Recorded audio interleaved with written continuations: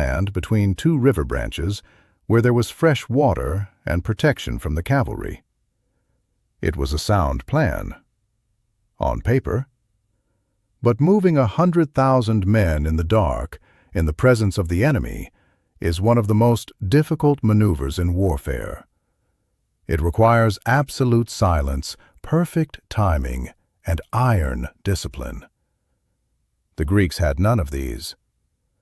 Night fell, and with it came chaos. The order was given: move out, keep quiet. The center of the Greek line, the smaller city-states, the Corinthians, the Megarians, they didn't just retreat, they ran. Terrified by the cavalry attacks of the last few days, anxious to get as far away from the Persians as possible, they picked up their shields and marched. But they didn't stop at the designated position. They kept going. They marched all the way to the Temple of Hera, outside the city of Plataea, miles away from where they were supposed to be. They effectively removed themselves from the battle. The Greek army was now cut in half. On the left wing, the Athenians were moving, but slowly, confused by the darkness and the lack of runners. They were trying to find the Spartans, to coordinate, but the night had swallowed everyone. And on the right wing, where the Spartans stood, a farce was unfolding that would become legend. Pausanias gave the order to retreat. The Spartans packed their gear. They lifted their shields. But one captain refused to move. His name was Amompharitus. He was a Spartan of the old school, a man who believed that the laws of Lycurgus were not suggestions. A Spartan does not retreat, ever. He stood before Pausanias, holding a large rock with both hands. He threw it at the regent's feet. "With this pebble," he shouted, "I cast my vote against fleeing from the strangers." It was a moment of insanity. The entire army was waiting. The Persians were a mile away. The sun was approaching the horizon, and the commander-in-chief of the Greek forces was arguing with a stubborn subordinate about the definition of honor. Pausanias pleaded with him. He explained it was a tactical maneuver, not a flight. Amompharitus refused to listen. He stood his ground, his company of men standing with him, paralyzed by their own discipline. The argument raged for hours. The precious cover of darkness slipped away. The sky to the east began to turn the color of a bruised plum. Finally, Pausanias, furious and desperate, made a decision. He ordered the rest of the Spartan army to march. He left Amompharitus and his company behind, betting that the stubborn fool would follow once he realized he was truly alone. And he was right. As the Spartan column marched away, the dust rising in the gray light, Amompharitus finally broke. He ordered his men to pick up their kit and run to catch up. But it was too late. The sun was up. The secrecy was gone. The morning light revealed a disaster. The Greek army was scattered all over the countryside. The center was miles away near the temple. The Athenians were lost in the foothills. The Spartans were strung out in a long, disjointed column, caught in the open, moving away from the enemy. It looked like a rout. It looked like the Greeks were falling apart without a fight. In the Persian camp, Mardonius woke to a miracle. His scouts rode in, breathless. The Greeks were gone from the ridge. Mardonius rode to the edge of the camp and looked through the morning haze. He saw the empty positions on the high ground. He saw the dust clouds of the retreating columns. He laughed. He actually laughed. "They are fleeing," he told his commanders. "The famous Spartans are running away in the night like thieves." All his caution evaporated. All his careful planning, his patience, his respect for the heavy infantry, it all vanished in the heat of that moment. It struck He saw the Mardonius on the backs head. of his enemies. The sound would have been and like lost a predator in the roar that of battle, sees prey turn but the and sight was run, unmistakable. his instinct to The golden chase commander, overwhelmed the his cousin of judgment. the King of Kings, the He architect didn't of take the time to invasion, form his army limp. properly. He slid didn't from his wait for white the heavy saddle infantry to and line fell into up. the mud, He wanted to indistinguishable kill. from the thousands of commoners dying "After beneath them," him. he ordered. His "Don't let bodyguards them fought over escape." his The corpse, Persian army dying one by poured out one of to their protect the fortified meat of a camp. dead man. It But was the not a signal had already disciplined gone advance. out. It The was head a was race. gone. The effect was The cavalry instantaneous. kicked their horses into the a Persian gallop, line didn't just screaming break, for it blood. evaporated. The The infantry ran Artabazi behind division, them, their formation 40,000 loose, men under shouting, the command of jostling. Artabazus, a They rival believed general the who war had was always over. doubted Mardonius, They believed saw they the were white chasing horse ghosts. empty. They didn't even draw their swords. Mardonius rode at the front. They turned on a around and white began the horse, long march surrounded back to by Asia. his 1,000 They left their elite countrymen guards. to die. For the He rest wanted of to the be Persian there when army, the Spartans were cut panic down took from hold. behind. It was a He primal wanted terror. to see the fear The in their immortals eyes. were proving to be very mortal. They crossed the river The unconquerable Asopus. machine was They sputtering. thundered across They the threw plain. down their bows. The They threw ground down their shook. shields. They turned The their backs to Spartans the were Spartans. And that is when the Pausanias, killing marching in truly the rear began. of his column, In the heard the ancient sound world, the most first. dangerous place to A be low was not the front rumble, line of a like battle. a storm It was the approaching from the retreat. earth, A not the soldier with his sky. back turned has no He shield. turned. The He saw Spartans, the laden with horizon heavy fill armor, with could dust. not run fast. He saw the But they glitter walked of forward gold with a grim and steel. purpose, stabbing The at the fleeing machine mass. was coming for The him. He Athenians was and the other isolated. allies, who had by The now Athenians defeated were their too own far away opponents to on the help. wings, joined The the center pursuit. was gone. The remnants of the Persian It was army, just the tens Spartans of and their thousands of neighbors, the terrified Tegeans, men, streamed perhaps back toward their 10,000 wooden men in fortress. total, They against funneled the themselves full into weight the of giant the Persian stockade Empire. Mardonius had built. They He slammed halted the the gates. column. They crowded The onto order the was walls, given. looking down at the Turn. approaching bronze wave. Form line. They thought the walls would save There was no them. They time were to wrong. find good ground. The walls just There turned was the no defeat time into to an dig in. extermination. The The Greeks arrived hoplites at the wooden dropped their fortress. marching packs. The Spartans, They for all swung their martial shields prowess, from their backs were to their left notoriously arms. bad at siege warfare. They leveled their spears. They hacked at the timbers They with their formed spears, the wall. frustrated, taking But casualties the battle from the did not archers in the begin towers. with a clash of bodies. But then the Athenians arrived. It began with the arrows. Athens was a city of engineers and builders. The Persians They stopped a understood few hundred structure. yards away. They attacked the wall They with planted a their frenzy, large tearing wicker at the shields in the palisades, ground, ripping forming down a the barrier. wooden stakes with their hands Behind and this ropes. wall, thousands They of breached the archers wall. notched their arrows. What happened next is The difficult sky to went visualize dark. without looking away. The sound of Greeks thousands of poured into arrows the striking camp. bronze The Persians shields were trapped. is like the sound There of was no heavy back rain exit. on a tin roof, The space inside the magnified walls a became a crush thousand of bodies. times. Panic Ping, makes men stupid. clack, It makes them thud. freeze. The Persians were The packed so Spartans tightly stood, they couldn't and even here's lift the their arms most to defend terrifying themselves. part of the Spartan The discipline. Greeks moved through the camp like They did threshers not in a wheat field. charge. It ceased to be combat. Pausanias was It a became pious labor. man. It was the Before hard, battle, sweaty a work goat of had to be stabbing until the arm sacrificed. cramped, stepping The over the omens pile had to and be stabbing read. again. If the They gods killed the were not soldiers. with them, they killed would the not cooks. fight. They killed the The scribes. priest slit They the killed throat of the the mule animal. handlers. He inspected History the tells liver. us that out of The signs were bad. The gods were silent. "Hold!" Pausanias ordered. The arrows continued to fall. Men were dropping. A spearman in the front rank would grunt and collapse, an arrow in his throat.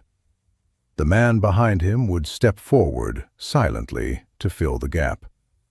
They stood there, a bronze island in a storm of steel, dying one by one. They did not raise their shields to hide. They looked over the rims, watching the Persians screaming, taunting, firing. The Tegeans, the allies standing next to the Spartans, could not take it. They were brave men, but they were not Spartans. "Why are we waiting?" they shouted. "Let us charge!" "The omens are bad," Pausanias said. His face was a mask of stone, but inside he must have been screaming. To hold an army back while it is being butchered requires a will of iron that is almost inhuman. Another goat was brought forward. The knife flashed. The liver was inspected. Bad again. The Persians were emboldened. Seeing the Greeks standing still, they thought they were paralyzed by fear. They dropped their bows and began to advance. They came closer. They threw javelins. They threw rocks. Callicrates, the most beautiful man in the Greek army, a Spartan officer, fell with an arrow in his side. As he lay dying, he didn't complain about the pain. He told his comrade, "I do not grieve because I die for Greece, but because I have not struck a blow." The pressure was unbearable. The line was vibrating with the need to release the violence. Pausanias looked up to the sky. He looked toward the temple of Hera in the distance. He raised his hands. He didn't pray for victory. He prayed for permission. "Goddess," he cried out, "grant us the chance to strike!" The priest looked at the third goat. The liver was perfect. The roar that came from the Spartan line was not a human sound. It was the sound of a dam breaking. "Advance!" The phalanx did not run. It surged. It moved like a landslide. 10,000 men stepping in unison, the bronze shields locking together, the spears coming down. The Persians were shocked. A moment ago these men were statues. Now they were a wall of spikes moving at walking speed, unstoppable. The Persians ran to meet them. They were brave men. They drew their scimitars. They grabbed the Greek spears with their bare hands, trying to snap the shafts. They threw themselves against the shields. But this was the moment the war had been leading to. This was the test of technologies. The Persian soldier wore a tunic, perhaps some scale armor, and carried a wicker shield. He was designed for mobility, for the duel. The Spartan hoplite was a tank. He was covered in bronze from nose to shin. His shield, the aspis, was a heavy, concave weapon that covered half his body and half his neighbor's. When the phalanx hit the Persian line, it wasn't a fight. It was a collision of physics. Crunch. The front rank of the Persians simply evaporated. They were crushed by the weight of the shield push, the othismos. They were stabbed by the dory spears, 8 feet of ash wood with iron points. The Spartans worked like a machine. Push, stab, step. Push, stab, step. They walked over the bodies of the fallen. They did not break formation to loot. But the adrenaline was fading, stragglers. and the old resentments they were creeping back forward, in. When it came time to divide the loot, bronze the argument and started. Discipline. Who did the most work? Mardonius, on his white horse, saw his the Athenians infantry claimed crumbling. they broke the wall. He The Spartans saw the claimed wall they of broke the shields army. eating his They army. dedicated a tenth of the treasure He to the realized, gods. perhaps They sent a for the golden first tripod time, to Delphi, that he had formed made from a the melted terrible down weapons mistake. of the Persians. He had On the coil mistaken of the bronze patience serpents, for they cowardice. inscribed the names of the He had cities that had mistaken fought. discipline Sparta was for first. fear. Athens was second. And now The order of the machine names was on at that metal arm's column length, would act as a list of grievances for was the next hungry. 50 years. The The invasion was dust broken. swirled around The surviving them, mixing Persians with under the blood. Artabazus were fleeing north, The air starving, smelled of copper dying of and thirst, bowels. harried by the Thracian The tribes, screaming was stumbling deafening. back to the Hellespont. But in the would center never of the return. Spartan line, The shadow there was that a had hung over terrible, Greece for 2 rhythmic generations was silence. lifted. But Just victory the is a breathing of the dangerous men drug. and When the you are thud fighting for of the survival, killing work. you are focused. The crisis humble. had arrived. When you win, The fall when you are standing was on the beginning. neck of your enemy, you begin to There look is a at your specific friends and wonder moment if when you a still battle need them. changes from a The Greeks had contest built a of machine of wills alliances to into kill a a monster. simple act The monster of was butchery. dead. But the machine It was still usually turned happens on. when the command structure Pausanias stood on breaks. the battlefield one last An time army before is the a army collective dispersed. brain. He was a It hero. relies on neurons His name of would be signal sung in the mess flags, halls of trumpets, Sparta and for a runners century. to tell the muscle where But to as he strike. looked at the horizon, If you he sever wasn't the thinking head, about returning to the the body simple does life not of a keep citizen fighting. soldier. He was It thinking about spasms. the scope of the world he had Mardonius just saw conquered. the Spartans He wore the grinding cloak through of a his regent, lines. but in his He heart saw he his was already wall of trying on wicker the robes of a shields tyrant. trampled into the dirt, The war for freedom but he was did over. not flee. The war for empire To his was credit, about to begin. or perhaps his The folly, dust of Plataea he had rode barely toward settled, the collapse. but the ghosts of the future He was mounted were on a already white gathering, charger, waiting to a see what the beacon in Greeks the would do with swirling a world dust. that was suddenly Around him rode the terrifyingly their 1,000, own. the best of the Persian Victory nobility, is not men an who had ending. eaten at We his are taught table, to view it as men the who had curtain sworn falling, to keep him the safe. credits rolling. They The fought heroes with a frozen in the desperate, tableau of frantic triumph. courage. But history has no They were not curtains. fighting for It has territory no anymore. credits. They were fighting Victory for the is life simply of a their prince. rearrangement of problems. But It is the courage is moment poor when armor the fear against of death physics. is replaced by the The fear of how Spartans to were live. not dueling. The smoke They were over the plain advancing. of Plataea cleared. The sheer density bodies of the were buried. phalanx meant that for The great every machine of Persian the Persian sword Empire swing, had been 3 dismantled, spear cog points by thrust bloody back. cog. The But as the Persian Greeks looked at horses, each other across the maddened mounds by of the fresh noise earth, and the smell they of blood, realized that the only thing reared that and had united kicked, them breaking was the the cohesion monster of at the their own door. infantry. Now the monster The end was of dead, Mardonius did and they not were left come with a alone in the grand room with their speech. oldest enemies, each It other. came with the blunt The legacy trauma of of Plataea is reality. not a story of Spartan happily ever soldier. after. It is a History story of gives how him the the saviors name of the West immediately Eremnestus set about stepped destroying what they forward. had saved. He did not It begins use his with a spear. ghost. For He months, picked up a the rock, specter of Leonidas a had haunted the heavy, Greek jagged coalition. stone from the The riverbed dead king of the of Sparta, Aesopus. the martyr of Thermopylae, With the brute strength had been of the a moral man who cudgel had used spent to his shame life the allies lifting into iron, fighting. he Remember hurled the it. 300, It they struck said. Mardonius Remember on the the head. sacrifice. But The Plataea sound changed would have the been nature of lost that in the memory. roar of battle, Before the victory, but the sight Thermopylae was a tragedy. unmistakable. It was a weeping The wound. golden commander, It was the symbol of the what happens cousin when you are of the brave king but of outnumbered. kings, the But after architect Plataea, of the Thermopylae invasion, was retroactively went transformed. It became a He transaction. slid from his white The saddle blood and spilled fell in the into the hot mud, gates was no longer a waste. indistinguishable from It was the the purchase thousands price of for the commoners victory of dying Plataea. beneath him. The narrative shifted. His The bodyguards Greeks stopped fought over mourning his the dead and corpse, started using dying them. one by They one built a to narrative protect where the the meat of a 300 were dead not man. just soldiers, but the prophets signal who had had already foreseen gone this out. day of glory. The head But glory was is gone. heavy. It crushes The those who are effect not was built to carry it. instantaneous. No man carried the The weight Persian of this line victory more didn't just visibly break, or more it disastrously evaporated. than The Pausanias. Artabazid division, He was the regent of Sparta. 40,000 men He was the under general the command of all of the Greeks. Artabazus, He was the man who a had stared rival down the general who immortals had and always won. doubted In Mardonius, any other era, saw he the would have been a white horse god, empty. but he was a Spartan. They didn't even and draw Sparta their does not swords. like gods who walk They among turned men. around and began the long Pausanias march returned back to the to Eurotas Asia. Valley, but They left their countrymen to die. For the rest of the Persian army, panic took hold. It was a primal terror. The immortals were proving to be very mortal. The unconquerable machine was sputtering. They threw down their bows, they threw down their shields, they turned their backs to the Spartans. who had never held a spear And in that anger. is when the killing Stories began to truly drift out of began. Byzantium, where Pausanias In the had been ancient sent to command world, the the fleet. most dangerous They were place to be strange, was not unsettling the front stories. line of a battle. Travelers whispered that was the Pausanias was retreat. wearing Persian robes, A soldier that he with was his back employing Egyptian turned has no bodyguards, shield. that he was holding The banquets Spartans, where the guests laden sat with on heavy silver armor, could couches, not run and fast. worse. But they The walked whisper of forward with a treason. grim purpose, It was said that he was stabbing at writing the letters. fleeing mass. Letters to Xerxes, The Athenians great king. and the other allies, I have who had spared by your now army. defeated their The own letters opponents on the supposedly wings, said, joined "Give me the your pursuit. daughter in The marriage, remnants and I of will the deliver Persian Greece army, to you." tens Was of it true? thousands of Or terrified was it the paranoia men, of a system that streamed destroys back toward their anything that wooden grows fortress. too tall?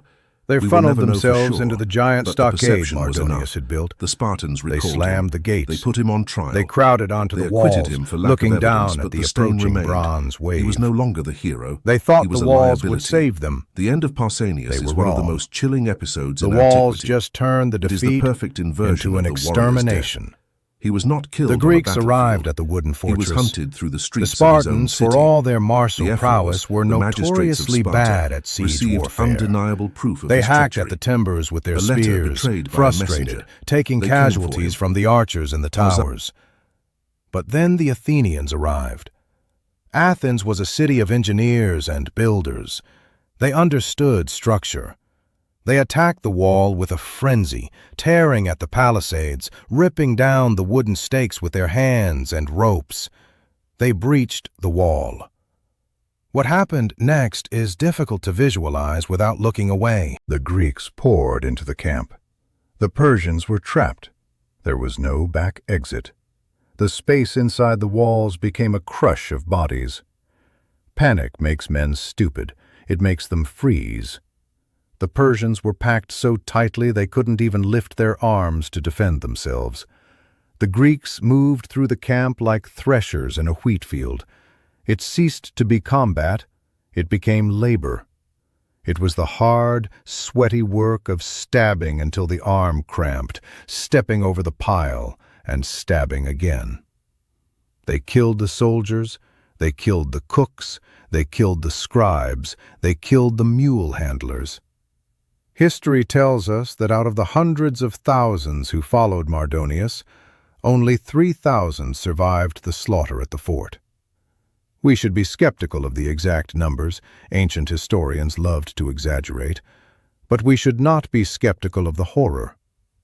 The ground inside the camp turned into a slurry of mud and blood so deep it sucked the sandals off men's feet. The screaming eventually died down, replaced by the low moans of the wounded and the buzzing of millions of flies drawn to the feast. The sun began to set on the plain of Plataea. The dust settled. The shouting stopped. The war was over. The great threat, the beast that had come to swallow the West, lay dead in a wooden pen. Then came the silence. And after the silence, the looting. The contrast was jarring. The Greeks, men of rough wool and iron, men who prided themselves on austerity, were suddenly standing in the middle of the greatest concentration of wealth they had ever seen. The Persian camp was a mobile palace. Mardonius had brought the luxury of the East with him. The Spartans walked into tents made of embroidered silk and gold thread. They found basins of solid gold for washing hands. They found bowls of silver. They found chests filled with derricks, gold coins stamped with the face of the great king. They found curved swords with hilts encrusted with rubies. They found mangers where the horses ate from bronze troughs. They found concubines with jewelry worth more than a Greek village. Pausanias walked through this landscape of dead bodies and glittering treasure. He was the victor. He was, in that moment, the most powerful man in the world. He found the tent of Mardonius. It was left exactly as it had been before the battle. The personal chefs of the Persian commander were still there, terrified, waiting for orders. Pausanias, seized by a strange whim, gave an order. He told the Persian cooks to prepare a meal exactly as they would have for Mardonius. He wanted to see what the enemy ate. The cooks set to work. It would take 50 years to heat up. They roasted camels but the trajectory and horses. Was set the moment the They Persians prepared left. delicate pastries with honey and nuts. The road from Plataea leads directly to the poured Peloponnesian wine into War, gold goblets. a war that would grind Greece They laid into out dust, purple carpets a war and that would soft last cushions. 27 years and end the, The golden smell of age exotic forever. spices drifted The over victory the over smell Persia of the rot did outside. not save Greek civilization. Then it merely bought it Pausanias enough called time to his own commit cooks. suicide. But what of the place "Make itself? me a Spartan meal," What does the earth keep? he said. If you go to His Plataea cooks today, boiled you will a pot not of find black a tourist broth, trap. You will blood, not find ticket vinegar, booths or long and lines pork. of buses. You They will laid find out a quiet hard loaf of barley agricultural bread. plain. The farmers there Pausanias still called the plough other Greek earth, generals to the and every tent. few years the plough He hits pointed to something the hard. two spreads. A bronze greave green On with one oxidation, side, the an iron unimaginable spear point luxury of rusted the to East. a nub, a human On the jawbone. other, The the land brutal remembers. simplicity of For the centuries West. after He the battle, laughed. the Greeks It held was a a festival cold, there. sharp The laugh. Eleutheria, the festival "Men of of freedom. Greece," Every he 4 said, years, "I delegates brought would you gather. here to show They you would the run folly races of this in armor. mead. They would pour Look at how libations he of wine lived. and milk onto Look the at burial what he mounds. had.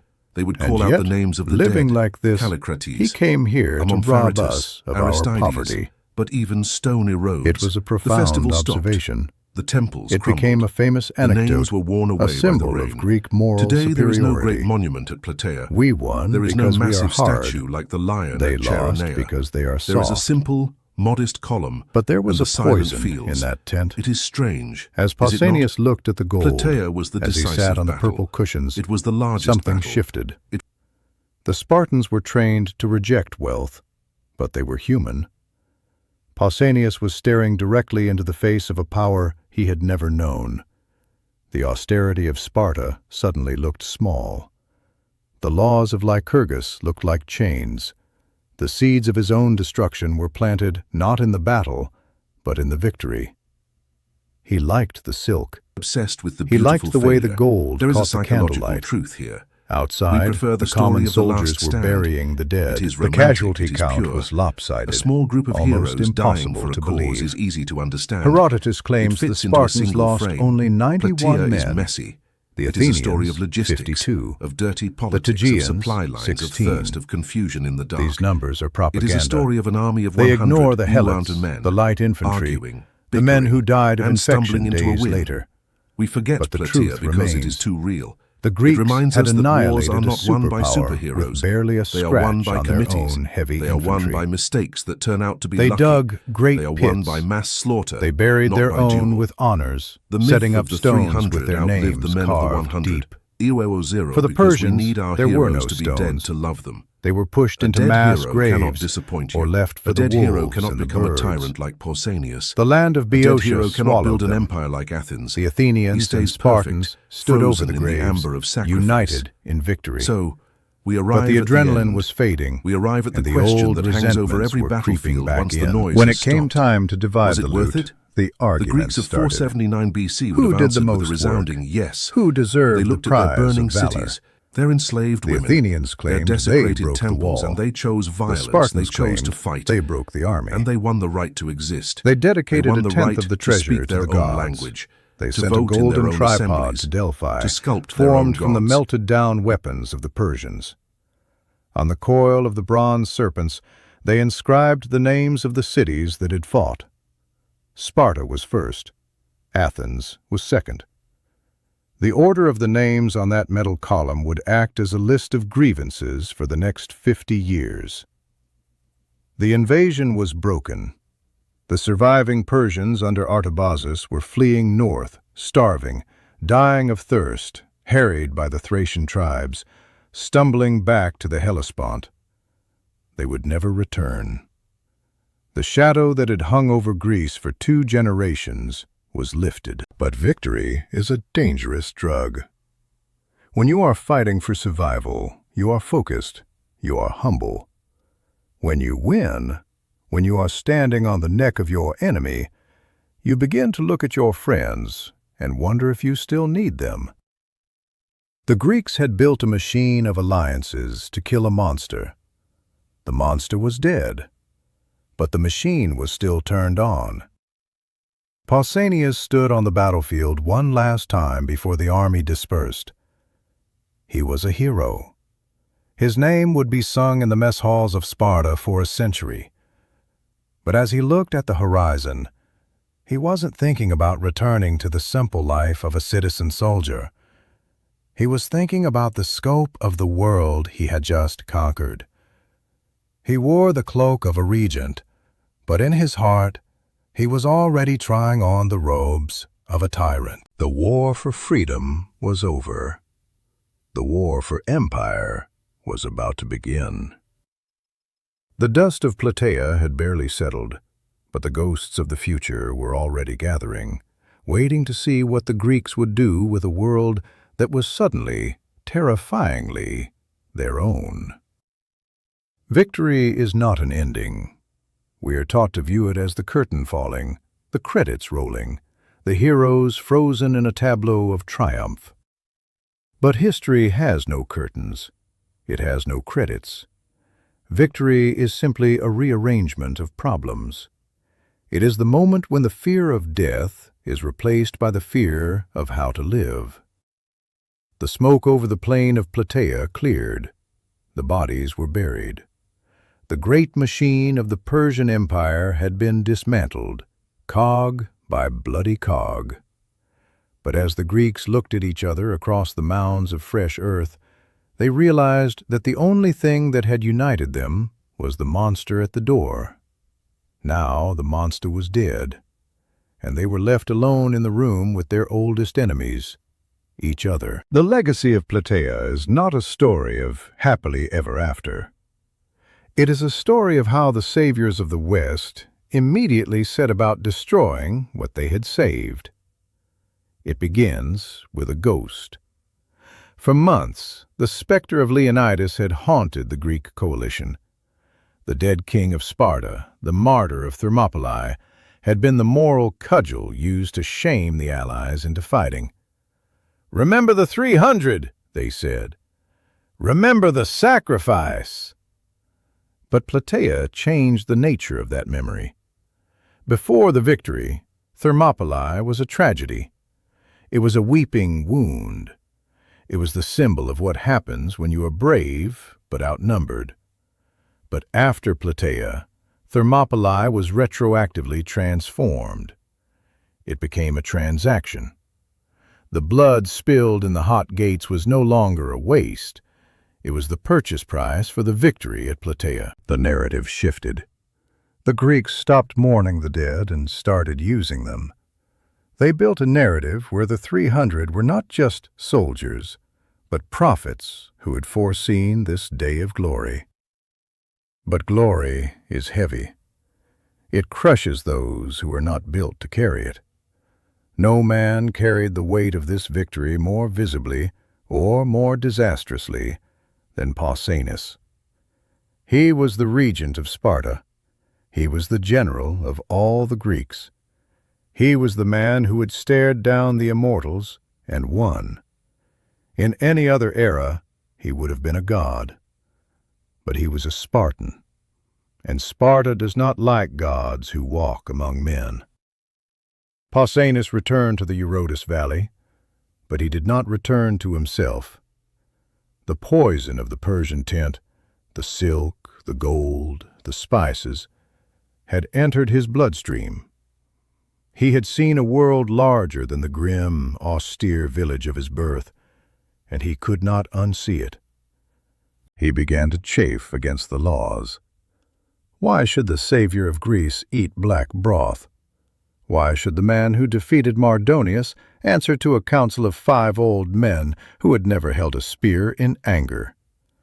Stories began to drift out of Byzantium, where Pausanias had been sent to command the fleet. They were strange, unsettling stories.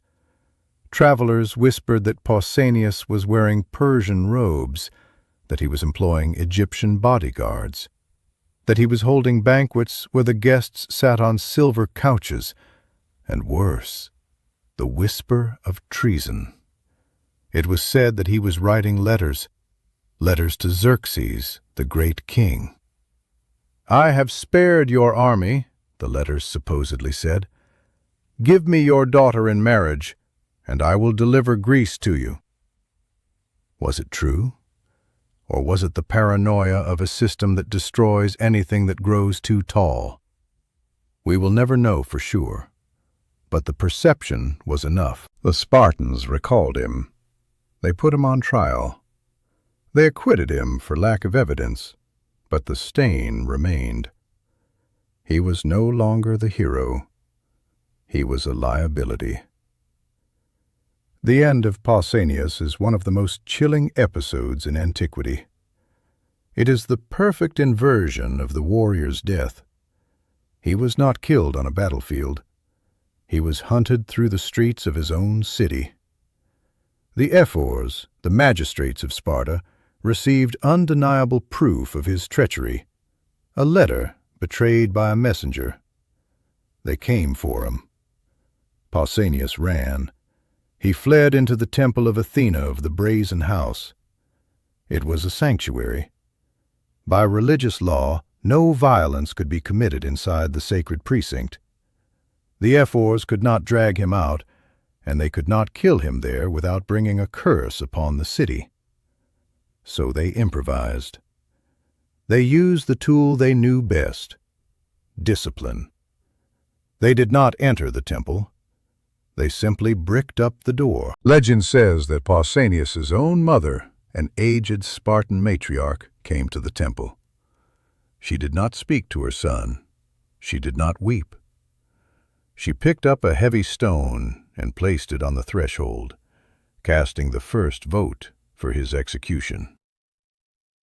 They removed the roof to watch him die. For days the victor of Plataea sat in the darkness of the temple, slowly starving, slowly dehydrating, staring at the walled-up exit. The man who had commanded the largest army in Greek history died alone, trapped in a stone box, killed not by the enemy, but by the silence of his own people. When they finally dragged his emaciated body out, just moments before his last breath, so he wouldn't pollute the temple with death, he was a husk. It was a warning. Sparta was stating, with brutal clarity, that the system is more important than the man. Victory matters, but obedience matters more. While Sparta was busy eating its own young, Athens was looking at the horizon. The Athenians had learned a different lesson from the war. Sparta learned that the outside world was dangerous and corrupting, and that they should retreat behind their mountains. Athens learned that the world was vast, rich, and ripe for the taking. The Athenians had lost their city to the fire. They had nothing left but their ships and their ambition. They looked at the Aegean Sea, and they didn't see water. They saw a highway. They saw a bank vault. The alliance that had won at Plataea, the Hellenic League, began to mutate. Athens formed a new coalition, the Delian League. It was ostensibly a defense pact, a way to keep the Persians at bay, to free the Greek cities on the coast of Asia Minor. But slowly, imperceptibly, the League became an empire. The island states that joined were asked to contribute ships. If they couldn't contribute ships, they could contribute money. Athens would build the ships for them. Athens would protect them. It sounds like a protection racket, because it was. The treasury of the League was originally kept on the sacred island of Delos, but one day Athens moved it. To Athens, to the Acropolis. They used the silver that was meant for the common defense to rebuild their own temples. The Parthenon, that white marble masterpiece that we gaze at today with such reverence, it was built with embezzled war funds. It is a monument to imperialism as much as it is to beauty. The allies who tried to leave were crushed. When the island of Naxos tried to secede, the Athenian fleet, the same fleet that had saved freedom at Salamis, blockaded them, starved them, and forced them back into line. The liberators had become the jailers, and Sparta watched. The Spartans sat in the south, nursing their grievances, watching Athens grow fat and golden. They remembered Plataea not as a shared victory, but as the moment they allowed a rival to survive. The trust that had been forged in the dust of the battlefield evaporated. The serpent column at Delphi, with the names of the cities intertwined, stood as a mockery of the present reality. The two superpowers, the whale and the elephant, drifted apart. The Cold War began. It would take 50 years to heat up, but the trajectory was set the moment the Persians left. The road from Plataea leads directly to the Peloponnesian War, a war that would grind Greece into dust, a war that would last 27 years and end the Golden Age forever. The victory over Persia did not save Greek civilization. It merely bought it enough time to commit suicide. But what of the place itself? What does the earth keep? If you go to Plataea today, you will not find a tourist trap. You will not find ticket booths or long lines of buses. You will find a quiet, agricultural plain. The farmers there still plow the earth, and every few years the plow hits something hard. A bronze greave, green with oxidation, an iron spear point, rusted to a nub, a human jawbone. The land remembers. For centuries after the battle, the Greeks held a festival there, the Eleutheria, the festival of freedom. Every 4 years, delegates would gather. They would run races in armor. They would pour libations of wine and milk onto the burial mounds. They would call out the names of the dead: Callicrates, Amompharitus, Aristides. But even stone erodes. The festival stopped. The temples crumbled. The names were worn away by the rain. Today there is no great monument at Plataea. There is no massive statue like the lion at Chaeronea. There is a simple, modest column, and the silent fields. It is strange, is it not? Plataea was the decisive battle. It was the largest battle. It was the victory that actually secured the future of the West. If Mardonius had won at Plataea, Athens would have been erased, democracy would have been strangled in the crib, and the history of Europe would be written in Persian script. And yet, we do not make movies about Plataea. We do not have graphic novels about Pausanias. We are obsessed with Thermopylae. We are obsessed with the 300 men who died. We are obsessed with the beautiful failure. There is a psychological truth here. We prefer the story of the last stand. It is romantic. It is pure. A small group of heroes dying for a cause is easy to understand. It fits into a single frame. Plataea is messy. It is a story of logistics, of dirty politics, of supply lines, of thirst, of confusion in the dark. It is a story of an army of 100,000 men arguing, bickering, and stumbling into a win. We forget Plataea because it is too real. It reminds us that wars are not won by superheroes. They are won by committees. They are won by mistakes that turn out to be lucky. They are won by mass slaughter, not by duel.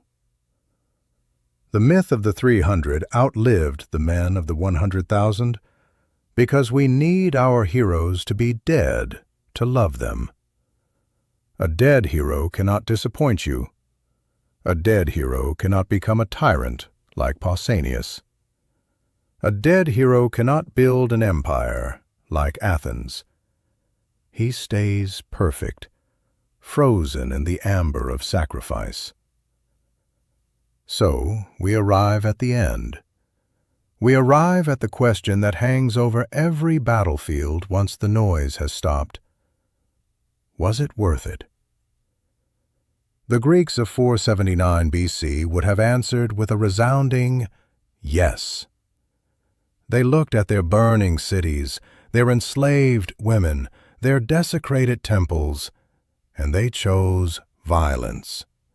They chose to fight, and they won the right to exist. They won the right to speak their own language, to vote in their own assemblies, to sculpt their own gods. Because of Plataea, we have the plays of Sophocles. We have the philosophy of Socrates. We have the geometry of Euclid. We have the concept of the citizen. The DNA of the Western world was preserved in the mud of that plain.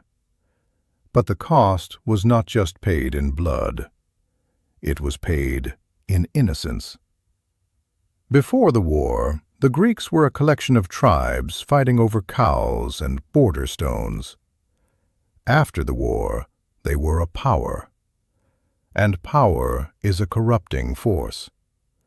The vengeance they sought against Persia became a habit. They became addicted to conflict. When the Persians were gone, they turned that hunger on each other.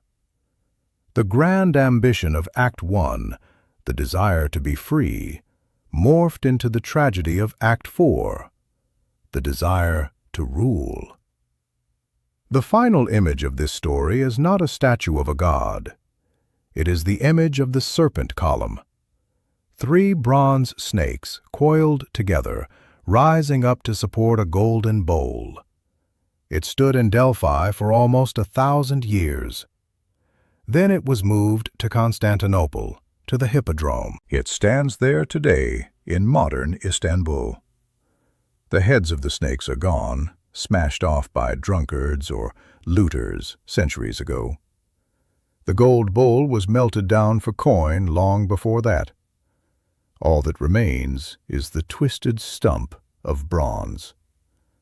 If you look closely, very closely, you can still see the names: Spartans, Athenians, Corinthians. They are bound together in the metal, locked in an embrace that looks like support, but also looks like strangulation. They saved the world, and then they devoured it. The ashes at dawn have long since blown away. The temples they rebuilt have fallen down again. But the echo of their choice remains.